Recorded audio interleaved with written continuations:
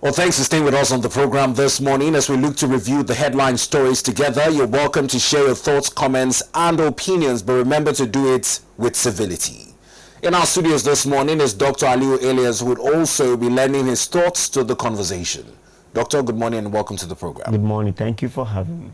Now, let's start at the very top story making the rounds. On Sunday, we saw a position by what many are calling a factional Afenifere, as the Pan-Yoruba social-political group issued a statement through its publicity secretary, Oba Oladipo Olaitan, and it was on an assessment of President Bola Ahmed Tinubu's 2 years so far, which they said that it was more or less squeezing the life of the masses. Now, this morning, the presidency is replying, Afenifere is saying that that position is somewhat deceitful and does not capture the true progress of our economy under the president. What do you make first of the position as issued by the Afenifere's National Publicity Secretary? Then we'll talk about the reply from the presidency. Right. I think without missing words, they're actually speaking the mind of Nigeria. And I must commend the Afenifere in as much as even the president from the geopolitical zone and Yoruba speaking, they still stand to, that's what we know Pa Adebanjo for, Pa Abrahamade Soya, and among other past leaders of Afenifere. No matter what it is, I think it's critical at this point in time for people to come out to say the fact.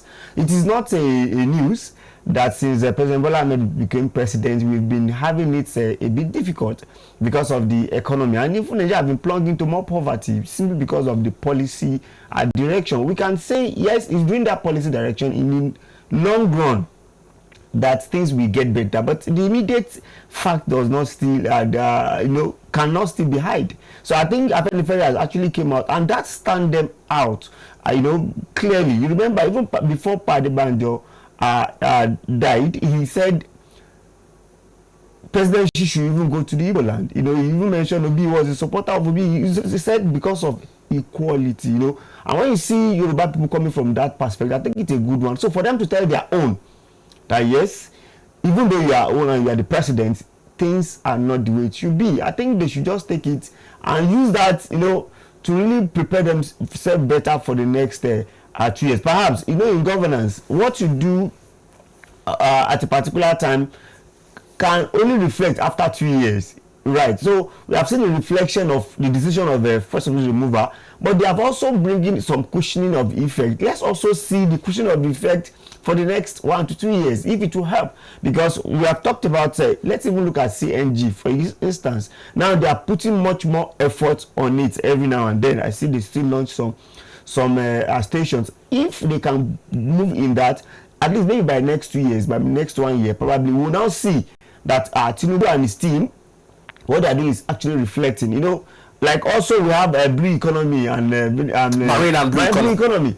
We are expecting, we just saw the blue policy framework. We're expecting those things to materialize. But the fact remains that we cannot continue to expect. We want something concrete on ground so that we can know that, yes, President Bola Ahmed Tinubu has promised, he has actually delivered. And for their own media team, they're actually doing their work. They want to particularly on that, Mr. Sunday Dare, the essay on media and public communications, was the one who issued the reply, and he came from two positions. First, he said that this is an opposition's handiwork, and secondly, that he believes that they should be preferring alternative solutions other than blatant criticism. You've talked about some alternatives in more CNG stations and whatnot, but in examining Mr. Sunday Dare's position on this matter, you're already saying he's doing his work. What better response could he have given other than this? Well, when I say he's doing his work, what I'm trying to say in Russia is that I couldn't finish my line of thoughts in that conversation. What I mean that he's doing his work, we expect them to actually react. But in defending the president. Exactly, but defending, there's a way you be tactical in actually defending. You won't say yes, there is opposition, and you say yes, it is deceitful. It's supposed to come that yes, even President himself has been acknowledging that there is poverty in Nigeria. He has acknowledged that there's hardship in Nigeria. So there's a way you could say yes.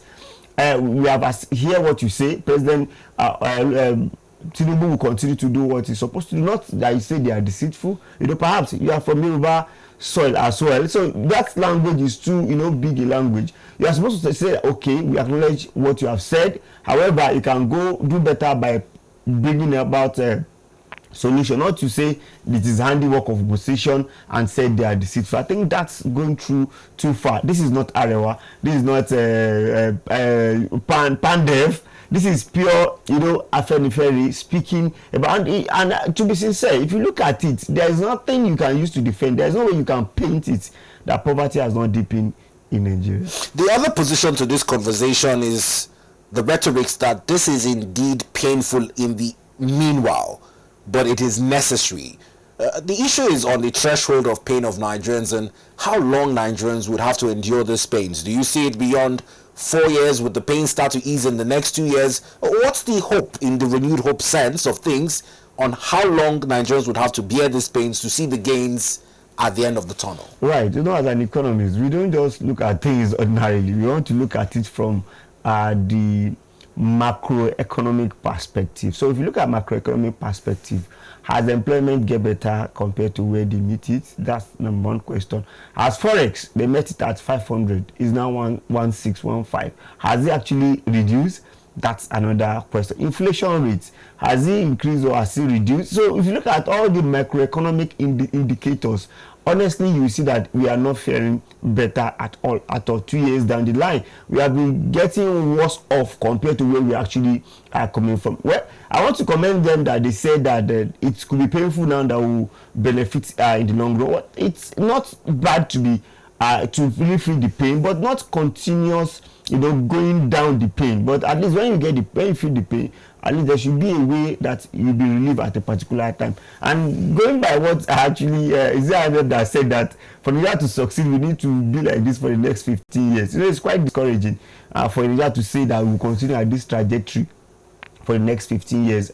I don't think it's enough for you to endure pain beyond 2 years. This is 2 years already. We should be seeing the dividend of the policy direction. And that's why when our president came on board, most of us faulted the combination of floating the naira and also removing the fuel subsidy. We are thinking if you float the naira, fuel would have been supported. If you remove fuel subsidy, flotation of naira would have helped. Without flotation of naira, you would have been able to move manufacturing sector, MSME, beyond where we are today. But bringing the two together, it's a tough hurdles to actually work with. Now, there's also news circulating that this position of the factional Afenifere did not have the authorization of the leader, Ruben Fasoranti, before going to the press with his position.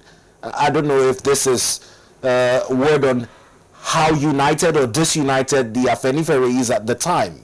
Well, the fact is that being disunited or being united is not even the issue. Let's take away the communicator. Let's look at the information.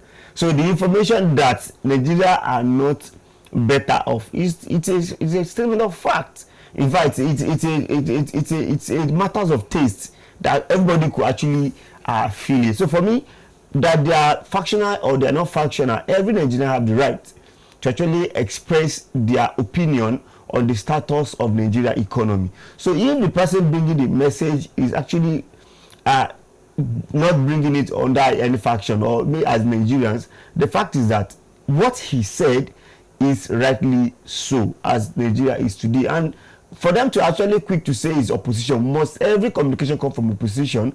When you see it, sometimes you embrace some things and let it slide. So and that's why I look at the direction of the communication handler of President Bola Ahmed Tinubu. I think they are much more of attack at every discussion. Maybe perhaps that's why they are even three. Like before we used to see one, but now there are three. We have Boala, we have Sunday Dari, and we have the main man. What is his name? Bayo Nanuga, and all of them are fine from different cylinder. But the fact is that what that man said is actually correct.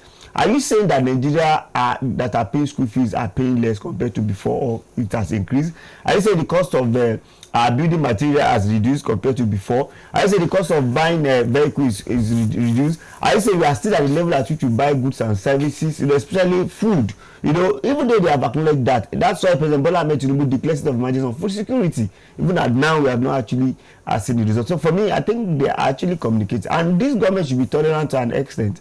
You cannot come to attack everything that people say. Now, the APC government at the presidency has been scrutinized by a faction of the Afenifere led by Olaiton. The other faction says that they did not get the approval of Pa Ruben Fasoranti before that press statement was issued on the performance of President Bola Ahmed Tinubu following his 2 years in office anniversary. Regardless of those facts on ground, Dr. Aliu says when you look at the macroeconomic indicators, the truth cannot be too far away from where we are in terms of our economic performances.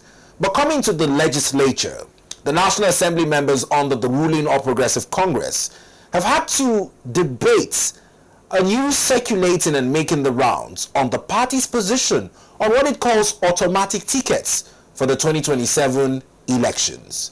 Now, the APC's National Publicity Secretary, Mr. Felix Moka, on Tuesday had to issue a statement calling the earlier reports about automatic tickets fake.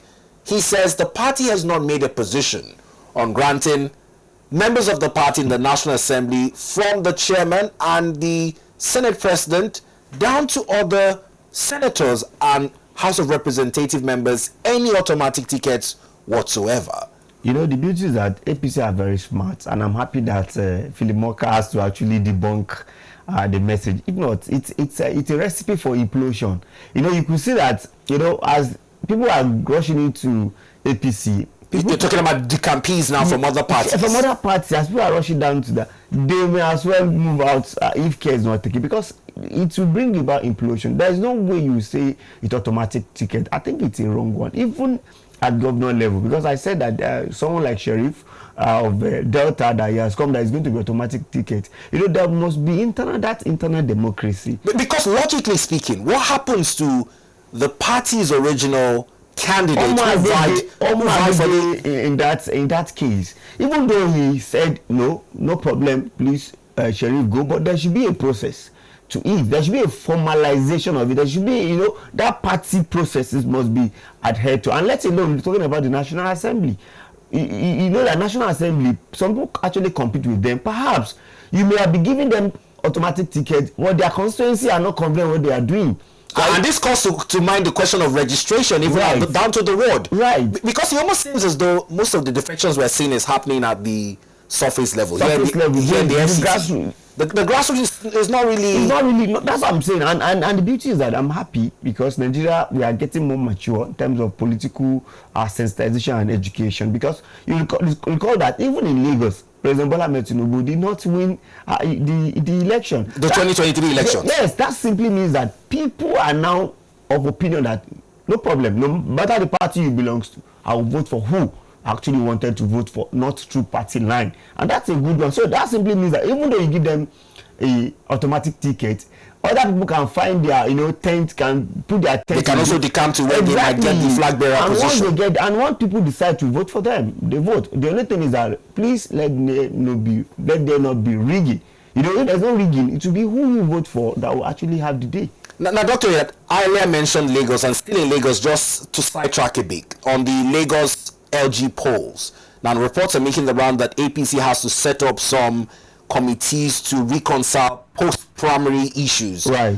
Do you think that with the earlier issues of having more decampees, issues of party primaries might be even more heated and keenly contested at this point? It is even expected. The more you have more decampee, the more you have more problem to handle. It is just natural, you know, because people are coming from with their own interests. Right. So if they are coming with their own interests, it must be also considered. And that's why if you talk about that Lagos, I watched on live TV where people are saying they forced some candidate upon them. They did not vote for them and they will not vote for them. You know, that's a recipe for implosion. So once you are not following that process, in as much as they come into your party, let them also have the opportunity to go through the process. Not saying that people that have automatic ticket, people that are there already have automatic ticket. Perhaps in some even constituency, they are rotating even the representation at the National Assembly. So I did not say because it's APC, you know, he has to go, undermining because usually I agree with you. Rotation. They rotate it along the 3 senatorial districts, right. mostly. So mostly they say this is the even within that constituency, the person that will represent them in the assembly, they are also rotating it within the local government areas. So if you are now saying no, once you are APC person and you are in National Assembly, carry go. It's a recipe for implosion, because imagine if those constituencies now say, okay, you people want to actually force someone for us, whereby we have other plans, they will decide to vote for their own candidate, and that's APC candidate. No matter what, it is not primary now, it is general election. So it's good. That's a recipe for implosion for me.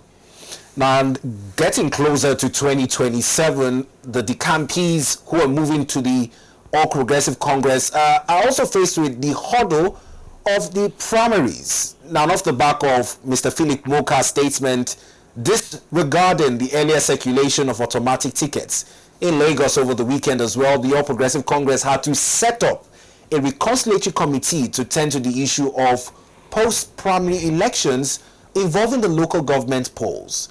Now, and in the words of Dr. he says that this is a recipe for implosion if it is not checked on the issue of automatic tickets, bearing in mind the interest of existing party members who the decampees would come to meet under the APC. Now, moving to the third issue to discuss this morning, and would do well to accompany with some of the images that accompanying the story, as we're told that the Chief of Army Staff, General Olukoyede, has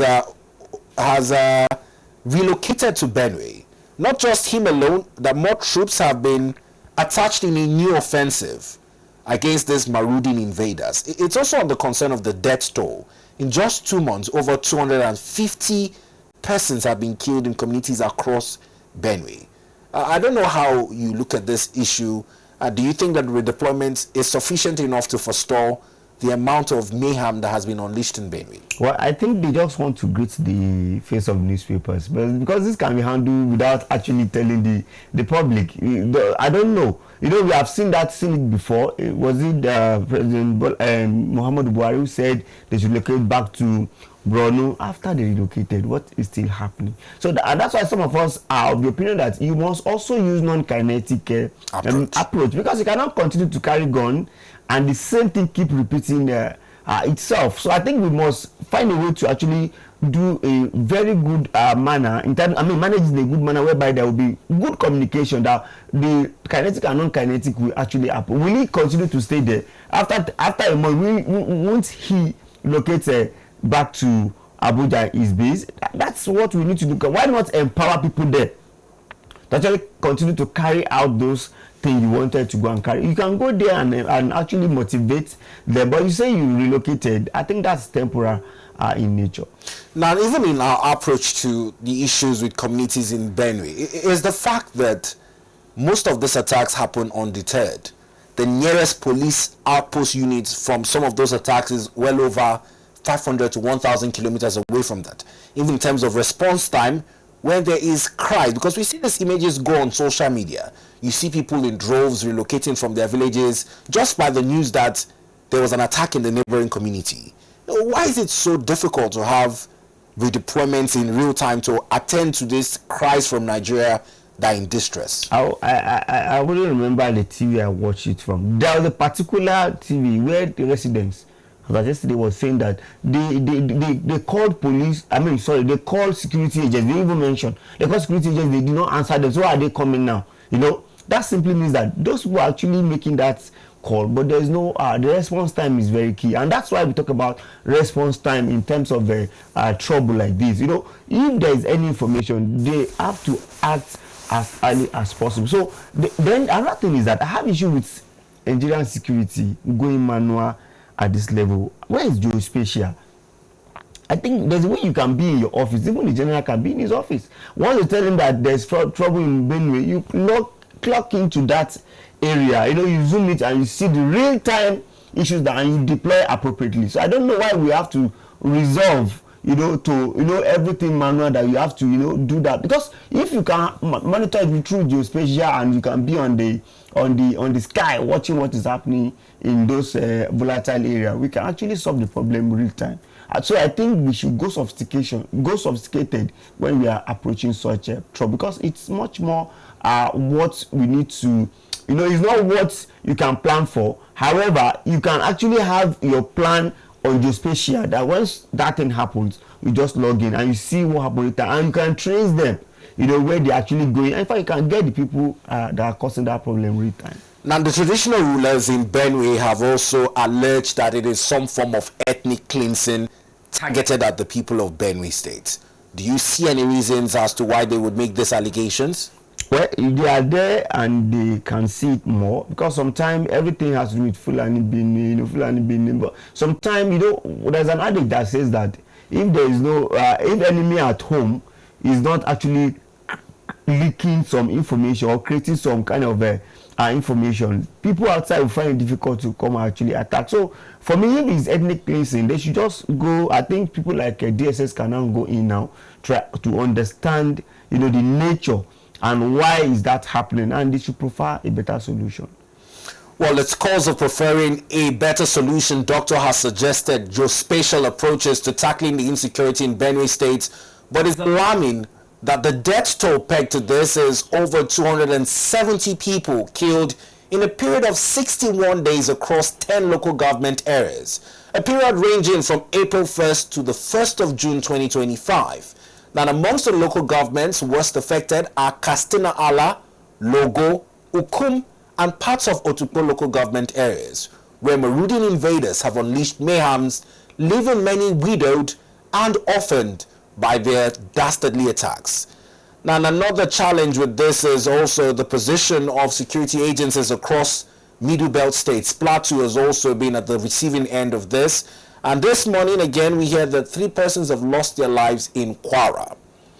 Well, we'll come to that in a bit, but let's also move to Kano, where there are reports of rising tensions. In Kano is over the Salah festivities that are approaching, the Durbar.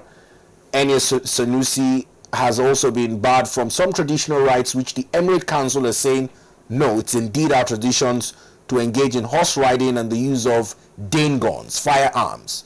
But because there are more or less two emirs in that case, and these celebrations are cutting across major city centers, the police is saying there needs to be a restraint on particularly horse riding and the use of firearms so that those two factions do not clash. But it more seems as though Emir Sanusi is the most adamant to process on those traditional rights as enshrined by the Emirate Council. How does the police in this case instill law and order whilst an emir is insistent that tradition must go on? Well, for me, I think emir is much more, government has a power to say and power to ban. I don't think Emir Sanusi has a power to say what they say you should not do. You progress in that direction. Perhaps they should speak to the governor. I think that's the major thing. Perhaps I think Emir should rather appeal to the authority that let me do it within my palace. Okay, within the palace. Within the palace and ban it outright on the streets. I think that's another alternative. But that you say you are going to proceed on that procession, I think it's not ideal. And I'm sure the federal government will do the right thing. But these security fears, are they genuine? Is there a need to be scared that things can... Yes, the volatility and the process at which even Emir Sanusi emerged, he was out of it, someone else came and he has to come back again. There is likelihood that people will take advantage of it. And because of that, it's good to bring that caution to bear. Because if you allow it to happen, that means you are not taking caution. So, and I want to appreciate even the security agency for seeing it on time and say, no, we will not allow this to happen. But Emir can do it within his palace. The issue now in Kano, particularly with all of this, is how do we find a balance between tradition and the seat of government? It almost seems as though those parts of the country already have their roots deep-seated in tradition and respect for traditional institutions. It almost comes at a conflict with listening to orders from even the governor or law enforcement. Right. I think it's not bad to even have a tradition and celebrate traditional activities. However, the situation there actually warrants government to actually put serious security check in that area. You recall that a lot of things have happened. Fashion still remain in that place. Some people are still of the former emir, while some people are for, even though the governor seemed to be for this person. But there's some traditional rights that those ones are actually carrying out again that they want to carry out. So for me, I think Sanusi need to be cautioned. For me, even right from the beginning, even before the incidents, I think he needs to be cautioned more to respect government when it comes to the traditional rights. You know, he that had want to approach. received some allegations that he had some backing from some quarters, especially within the military, as to why there's a difficulty with listening to the police in Kano. I don't know if it's tied to that. That's why I said now I haven't noticed all this. I think even the security also need to come together. You know, when you see police going different direction, military going different direction, it's a problem. They need to come together and caution him appropriately. They are not saying you should leave your seat. The court has given you the opportunity to be there, but manage it the way it will bring, you know, a tranquility in that state. And I think a traditional ruler should be interested as well in bringing calmness to his state. Now let's leave Kano. Let's go to Lagos, where President Bola Ahmed Tinubu has received a number of visits. And to start with, the founder of the Bill and Melinda Gates Foundation and Microsoft was in Lagos. He received a conferment of a national honor of CFR by President Bola Ahmed Tinubu. Would also look at those moments in a bit. But the big call now is that Mr. Bill Gates is also promising to eliminate malaria from Nigeria. Part of the comments he made before the conferment of this national honor on him by President Bola Ahmed Tinubu. All right, I think Bill Gates is a very big spender. When we say big spender, everybody wants to attract him.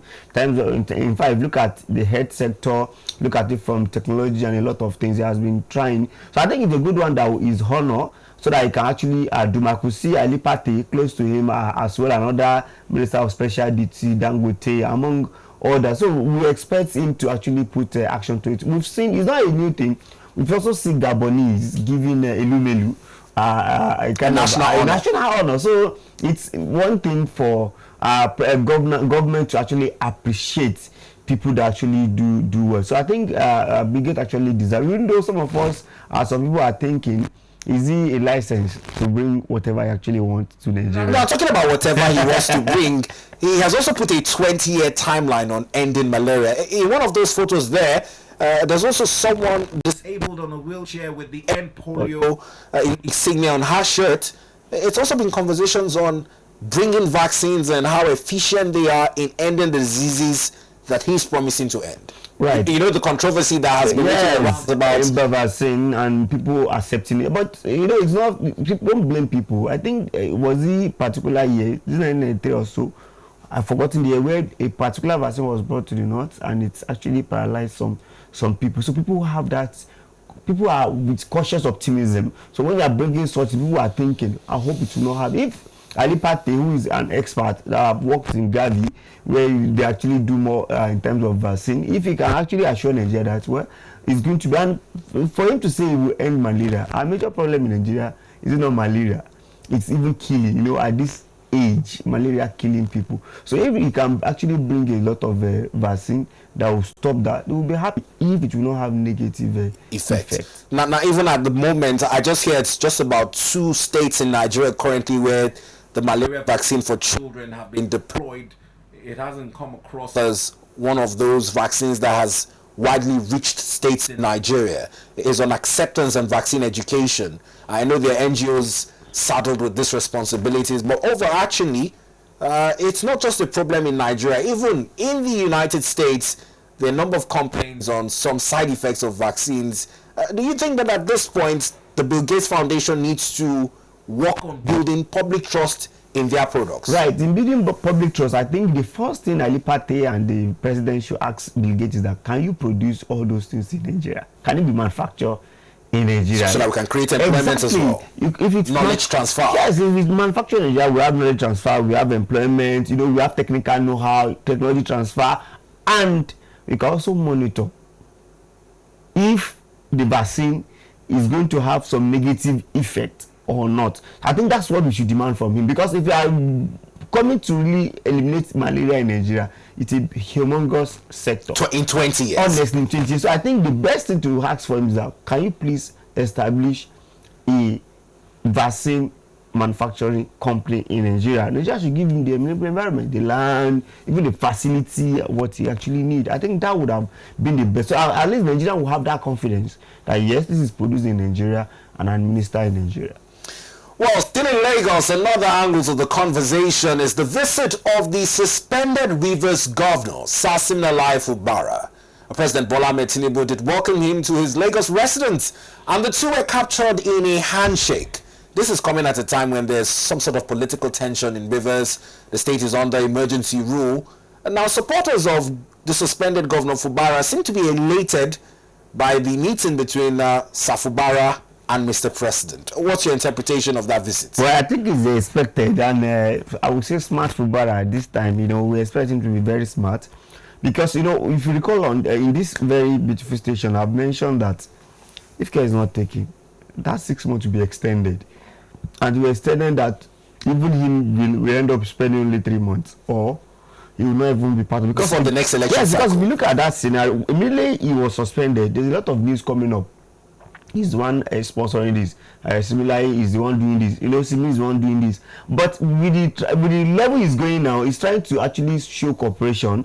And by showing cooperation, I can assure you that if he continues in this trajectory, he may return back to his seat, which is good for him, which is good for the peoples of River, because it's a mandate, and his mandate has been taken away from. So I think he's much more smarter. But the problem is that who will be the loser? Maybe the PDP. Now, talking about the PDP, in the recent media chat that the FCT minister had with my colleagues in the FCT, he talked about the situation between him and Fubara as a situation between a father and a son who the father sent to school, and the son coming back upon attaining education is now holding the father to ransom. By the jugular. By the jugular. He shed tears when he heard comments and read things that were credited to his godson in politics, Fubara. Do you think that in some way the president, since he attempted to mend this relationship through a peace pact, now would probably mend this relationship off camera? I think this has redefined godfatherism in Nigeria. That if you don't have the capacity, don't dare your godfather. Because it's appeared that Wike is a winner, and similarly has to follow the rules and everything they actually tells them. But the position of the president is what I actually find, the way I'm looking at that position. What if Wike is not from AP, is not working with Mr. President? Would he have taken this direction? Do you get what I'm trying to say? Who would have been that person to stand in the divide? So, and I'm sure if Wike is not with the president would have supported the governor, because governor will have direct relationship with the president. So, and that's why I said it is redefining the godfatherism in Nigeria. However, I think I want to congratulate similarly Fubara for thinking it right, that yes, the best thing is to actually move closer to president and move closer to Wike back. So now this move closer, let's get a clearer interpretation, Doctor. Move closer, do you suspect he will be defecting as well? Well, for me, I'm not sure he's a member of the PDP anymore. He might just be flying that color to come back, because what have they done? What have they contributed in his problem? Have they tried to help him in any way? Have not seen that help. And now he's now seeking support from APC president, and also subjected to half PDP, half APC minister Wike. So in the long run, he may have to, because the president himself is not how do I call it? We also give him some conditionalities. It doesn't come easy. Nothing is for free. When it comes to politics, everybody have their own interest. Are you saying the president is not interested in 2027? He's interested, and he will tell him, this is my interest, this is my focus. So if you want to keep him, let's go together. And for me, similarly, he may not have other chance. At least let him maximize when he returns and use it judiciously. Now, lastly, this would also open the doors for our next conversation. It's on the issue of perennial flooding. Now, the situation is that the Nigerian Emergency Management Agency has issued a new flood advisory. Now, over 1,249 communities have been placed on red alert across 30 states, to include the FCT. The most severely hit is Niger State, where the death toll has crossed over 200, and we're told that over 1,000 persons are yet to be accounted for. Doctor, this is not a natural disaster that's taking us by surprise. It comes yearly. What could we have done better as a people? Well, according to the military man that spoke yesterday and other people, they said it's actually force majeure. and they said it's an act of God simply because the level of the rain in that area was actually much. So are we going to attribute that to the normal flood that we have, like Borno? You know, Borno was because of the dam was open, but this one, it was, they said no dam. No dam. It was torrential rain. So I think our forecast should do more, where we will have more rain drop. It should be captured and factored in. I think that's part of area. They may not have actually, researched to that level, but I think these have opened another vista of research for us. Then in terms of our response levels is another very, very important thing. If such thing happens, the response level, because I recall that we use helicopter to actually see what is going on. Why, when it was happening, can't we airlift people? And we have seen it in other places where you see that people are being lifted and whatever, and people need to also be trained, per community when there is disaster like this. As much as I know every state have their own disaster and humanitarian flag, it should also go down to community and local government so that we can actually have such immediate response. Because like you said, flood is natural disaster. I can tell you, still categorize as natural disaster, and we don't know where it will happen next. And that's why that flood that happened can also happen in the place of traditional rulers. It's Mokwa is Mokwa. It could have been any other place, and that's why we must all come together to actually provide solutions and be proactive, not reactive. Now, you talked about the possibility of airlifting people. I know in Borno last year at the point, the military had to step in, bring in some sort of articulated vehicles and even boats at a time to see how they could salvage the situation. Residents were left hanging from rooftops and whatnot. I am very familiar with Mokwa in Niger State. Do you think that owing to that particular topography, it could have also been a challenge in accessing those who were stranded in those flood waters? Right. So really that thing happens. I have a particular association I belong to, and we have a chapter there. I had to quickly call the chairman there and say, how far, what is actually going on? He said it's not easy because of the nature of the building. It's not an urban setting. Mokwa is where we actually go to, and it's where everybody need to pass, where you pass when you are going to Ilorin, exit from Niger. So the accessibility of people, to actually go and rescue people and for them to even escape becomes a problem. And that's why we talk about regional, planners. They say, is it regional planner they call them now? Yeah, more like town planning. Town planning, thank you. Now, town planning have to also continue to consider all those emergencies so that when people are building, the building will give room for escape routes so that people can actually find them, because some of them are trapped that they cannot even find their way out. Those, it happens around in the midnight. So as the rain is coming, a lot of family we are thinking small things. They cannot really, look at it as a bigger problem until that thing actually consumes. So I think town planners need to do more. We cannot say because it's not an organized society compared to some towns, they should also have their own street and so that it will at least ease rescue operation. Yes. Now there's also conversations on building on waterways as part of the mitigating factors that do not allow for water to run off in the event where you have heavy rainfalls. Is it another right. Who enforces it? I saw Lagos trying to correct those things, and it's pretty difficult for them, where they are saying that they actually demolish those houses and estate on the water. I think it's still the issue of town planner and the local government authority to actually say that don't build on. In fact, in Abuja here, I've seen where presently people are building on a waterway. You can see that this is a waterway. They find a way to really, build fences around some compartment and what have you to actually. Why are you building it there in the first place? I think the onus is on the government to insist that do not build on waterway. Well, Doctor, we must thank you for your time on the program this morning. We appreciate you. It's been quite an inciting conversation with a lot of takeaways. Thank you for having me.